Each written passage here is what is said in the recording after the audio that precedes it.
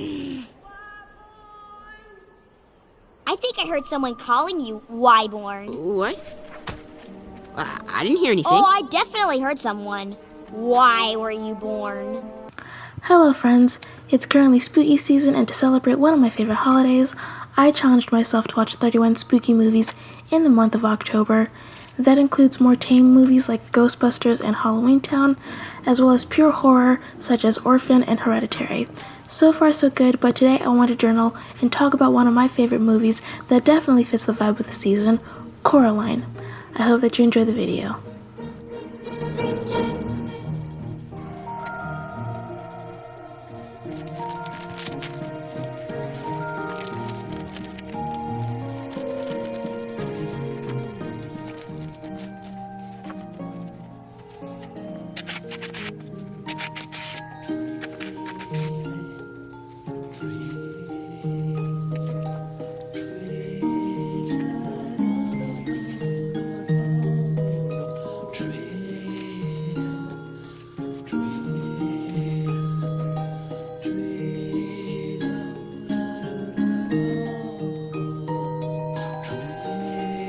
For those of you who haven't seen the movie Coraline, the movie centers a young girl named Coraline, and while she's exploring her new home, she discovers a door that leads to an alternate world that is similar to hers, but in some ways better, or so she thinks.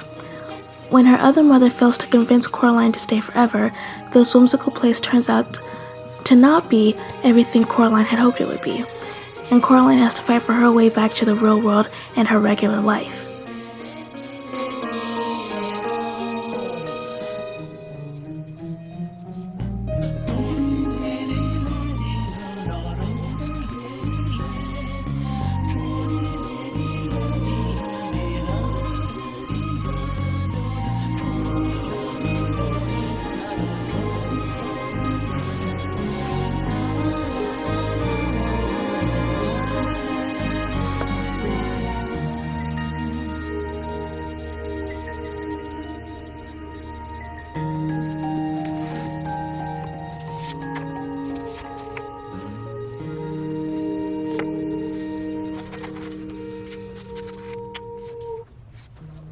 Coraline is one of my favorite movies to watch during spooky season because this movie has a very specific atmosphere that I don't find in a lot of other movies. Starting with the music, the soundtrack has a very prominent vibe that helps set the atmosphere. Almost all the songs that have vocals are sung in gibberish. I can't explain why it works other than it helps play into the creepy factor of the movie's atmosphere, but the songs are perfectly deceiving.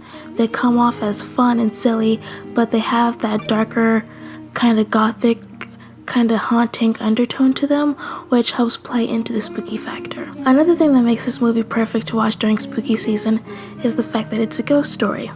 Even though it's not obvious from the beginning, Coraline and her parents move into a haunted house. There are a lot of odd coincidences, and Coraline ends up meeting 3 ghost children. And as we all know, ghosts are quintessential to spooky season. The story also has similarities to Alice in Wonderland as well. Coraline can be seen as Alice, the cat can be seen as the Cheshire Cat, and the alternate world that Coraline visits can be seen as the world that Alice falls into. These parallels, mixed with the ghost story elements, make Coraline whimsical and haunting at the same time.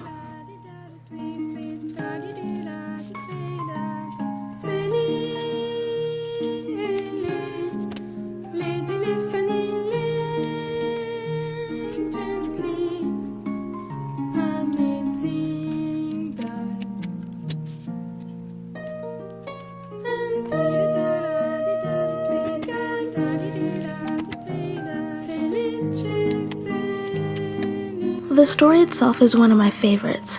I know that this movie is based off of the book written by Neil Gaiman, but I haven't read it yet, mostly because it has very mixed reviews, especially from people who really love the movie, but I do hope to get around to it one day. But the way that the story unfolds in the movie is so well done.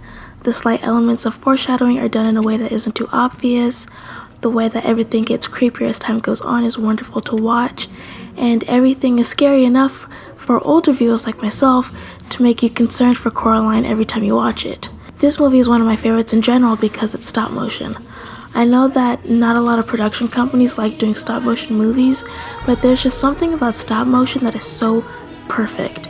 Stop motion is very taxing and takes a lot of time, but the end result, especially if it's a story as interesting and rich as Coraline, is so satisfying to watch. The whole movie has scene after scene of wonderful animation that simultaneously makes you wonder about the production process, as well as simply amazing you. Other stop motion favorites of mine are The Nightmare Before Christmas, Fantastic Mr. Fox, and The Corpse Bride. There are a couple others that I'm forgetting, but those three are classics that I absolutely enjoy watching time and time again.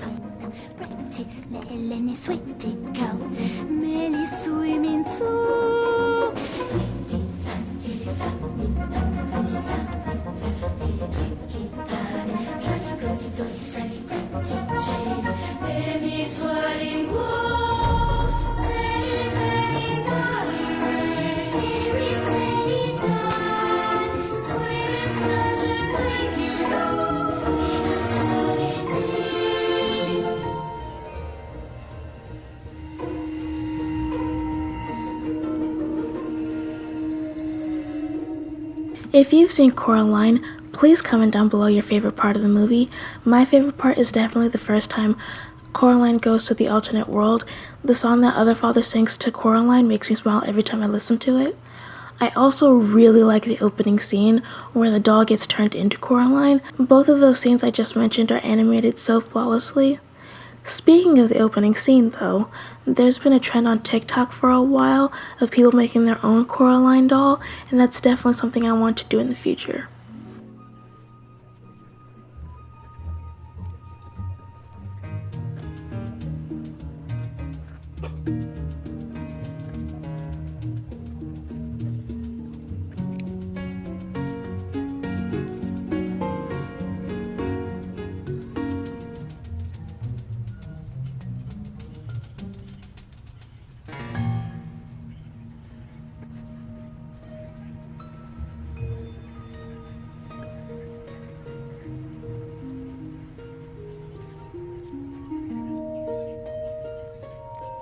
I guess we can talk about the spread that I'm making for a minute.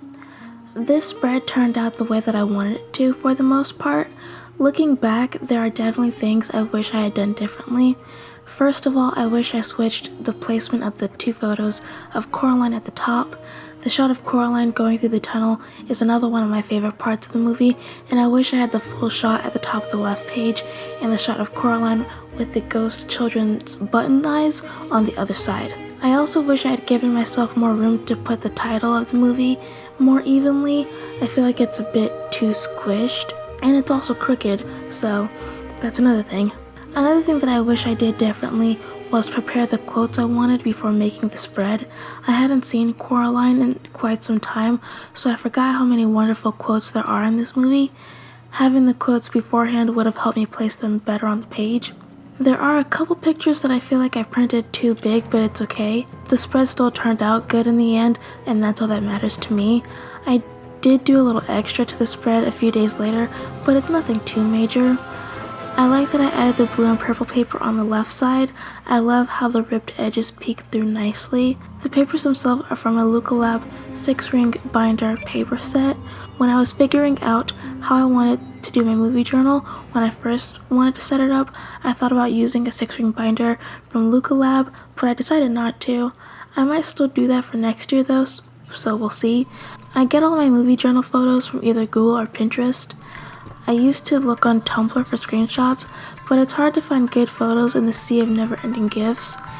It was hard for me to choose which scenes I wanted to put in my spread, but for the most part I really like the ones that I chose. The washi tapes are from various Etsy sellers. My current favorite one is the Halloween candy washi. I've used it in all of my Traveler's Notebook spreads this month, and it looks wonderful on this spread too. The glitter sequins that I use are all from Target. Even though they're incredibly time consuming to paste down one by one, I still really love using them. They add such a wonderful extra something to each spread that I really enjoy.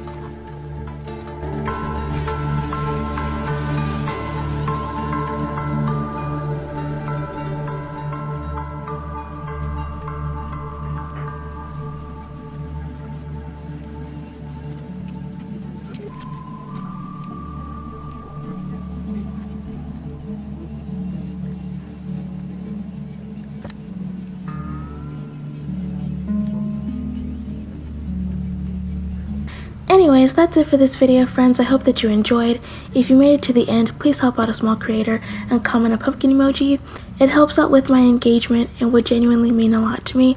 I hope that you all are having a fun and safe spooky season, and I'll catch you in the next one. Stay gold. Making up a song about Coraline. She's a peach, she's a doll, she's a pal of mine. She's as cute as a button in the eyes of everyone who ever laid their eyes on Coraline. When she comes around exploring, Mom and I will never ever make it boring. Our eyes will be on Coraline.